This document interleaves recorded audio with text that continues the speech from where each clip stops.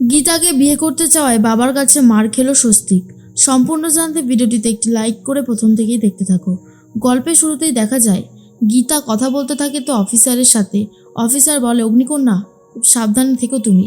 অগ্নিকন্যা বলে, সাবধানে তো এবার থাকার পালা ভজন মিত্তিরের আর ময়নার, দেখাই যাক কি হয়। আর তখনই কনস্টেবল এসে বলে, ম্যাডাম ওই মেয়েটার টিফিন করা হয়ে গেছে, আপনি যেমনটা বলেছিলেন তেমনটাই হয়েছে। তখনই ময়না চলে এসেছে আর বলে, এবার আমি কোথায় যাব? তখনই গীতা বলে, কোথায় আবার? যেখানে উঠতে চেয়েছিলে, আমার বাড়িতে। ময়না বলে, বুঝলাম না। তখনই গীতা বলে, এখন বুঝতে হবে না, পরে সবটাই বুঝতে পারবে, চলো আমার বাড়িতে। এর মধ্যেই ফোন চলে এসেছে গীতার।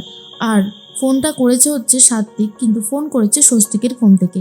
স্বস্তিকের ফোনে লেডি সালমান খান দেখেই ফোনটা করেছে। আর তারপরেই সাত্বিক বলে, কে বলছেন বলুন তো আপনি? তখন গীতা আগে থেকেই বলতে শুরু করে দেয়, আর ওই কথাটা শুনতেই পায় না, যে কেন আপনি আবার ফোন করেছেন? তখন আপনার মা ফোন করে আমাকে যা না তাই বলে অপমান করেছে, এবার আপনি কেন ফোন করেছেন? দেখুন, আমি আগেও বলেছি, এখনও বলছি, আমার সাথে এভাবে কথা বলবেন না। আপনার সাথে যার বিয়ে ঠিক হয়েছে আপনি তাকেই বিয়ে করুন। বারবার করে যখন একটা কথা বলছি তখন কি সেই কথাটা কানে যাচ্ছে না? একদম বিরক্ত করবেন না আমাকে, ভালো লাগছে না। ঠিক তখনই সাত্বিক বলে, আপনি এরকমভাবে করে কেন বলুন তো কথা বলছেন? আপনার গলার আওয়াজটাও না আমার ভীষণ চেনা লাগছে। গীতা বলে, তাতে আমার কি? আমি যেমন করেই কথা বলি না কেন, তাতে তো আর আপনার কিছু যায় আসে না। অনেক হয়েছে, এবার দয়া করে ফোনটা কাটুন। ঠিক তখনই সাত্বিক বলে, স্বস্তিক আমার ভাই হয়, ওর সম্পর্কে জানার সম্পূর্ণ অধিকার আমার আছে, কিন্তু ও কার সাথে মিশছে, কার সাথে কথা বলছে, কাকে ভালোবেসে ফেলেছে, সেটা জানার অধিকার সম্পূর্ণভাবে আমার আছে। বলুন, বলুন আপনার কি নাম, আপনি কি করেন? তখনই গীতা বলে দিয়েছিল, আমার নাম গীতা গাঙ্গুলি। তার মধ্যেই স্বস্তিক এসে সাত্বিকের হাত থেকে ফোনটা কেটে নেয়। আর তখন স্বস্তিক বলে, আমার দাদা আপনার সাথে অনেক খারাপ ব্যবহার করেছে, তার জন্য আমি ক্ষমা চাইছি। I am sorry lady Salman Khan, আমি আপনাকে ভীষণ ভালোবাসি। I love you, I really love you. আর এই কথাটা সবার সামনেই বলতে থাকে। তারপরেই গীতা বলে, আবার শুরু করেছেন? এরপর গীতা নিজেই ফোনটা কেটে দেয় আর ময়নাকে নিয়ে নিজের বাড়ির উদ্দেশ্যে বেরিয়ে পড়ে। তখনই গিনি বলে, বাহ সাত্বিক, তোমার ভাইকে দেখে শেখো।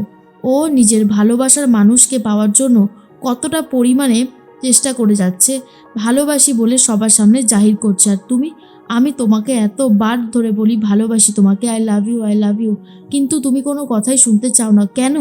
কেন আমার সাথে এমনটা করো সাত্বিক?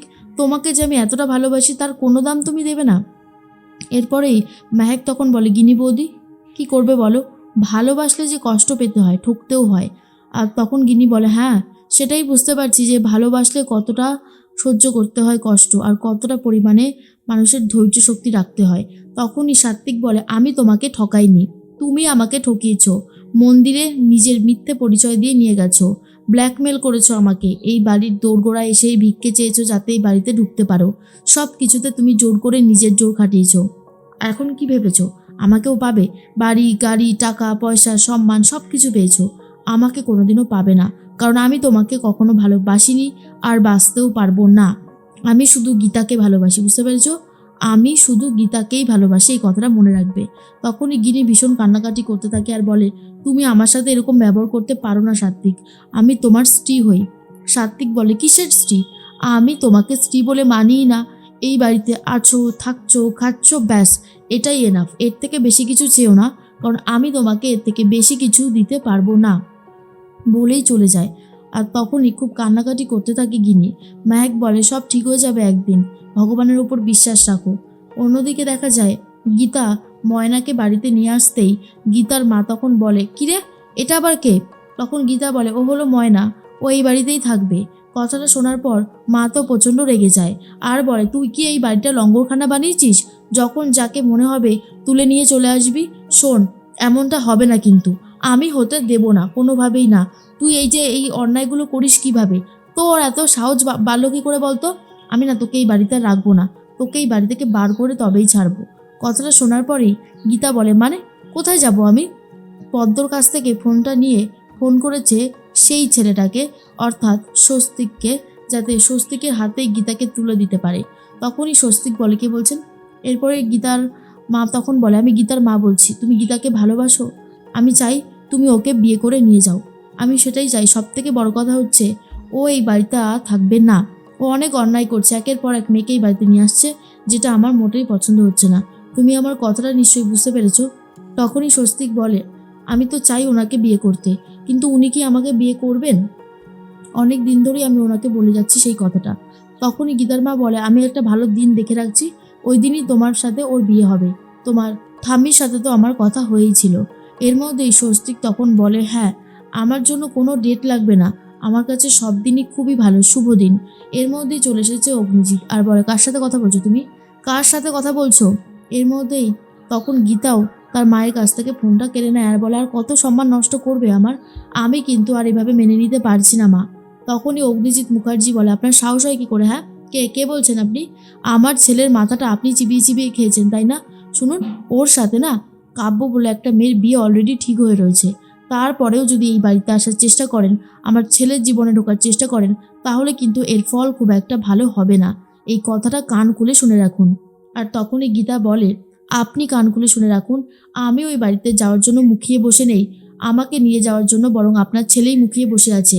তাই যা বলবেন ভেবেচিন্তে বলবেন, উল্টো পাল্টা কথা বললে আমি কিন্তু সেটা কখনোই সহ্য করব না। অগ্নিজিৎ মুখার্জি আর গীতার মধ্যে তো আগে থেকেই একটা ঝামেলা চলছিল, এখন আবার এইটা নিয়ে ঝামেলা চলতে শুরু করে দেয়। আর তখনই অগ্নিজিৎ বলেছি না আপনি ফোন করবেন না, আর আমার ছেলের সাথে কথাও বলবেন না, বলেই ফোনটা কেটে দেয়। গীতা বলে, মা, তুমি আমার সম্মান এইভাবে নষ্ট করতে পারো না, তুমি কেন এরকমটা করছো, কেন বুঝতে পারছো না যে এটা ঠিক হচ্ছে না? তখনই মা বলে, শোন, তুই না আর কোনো কথা বলিস না, যা ঠিক করেছিস সেটাই হবে। এর মধ্যেই অগ্নিজিৎ বলে, আমি আর পারছি না, জাগৃতি, জাগৃতি তুমি তোমার ছেলেকে সামলাও। জাগৃতি তখন বলে, কি হলোটা কি, তুমি চেঁচাচ্ছ কেন? অগ্নিজিৎ বলে, স্বস্তিক ওই মেয়েটাকে আবার ফোন করেছিল, বলছিল ওর সাথে নাকি বিয়েতে বসবে।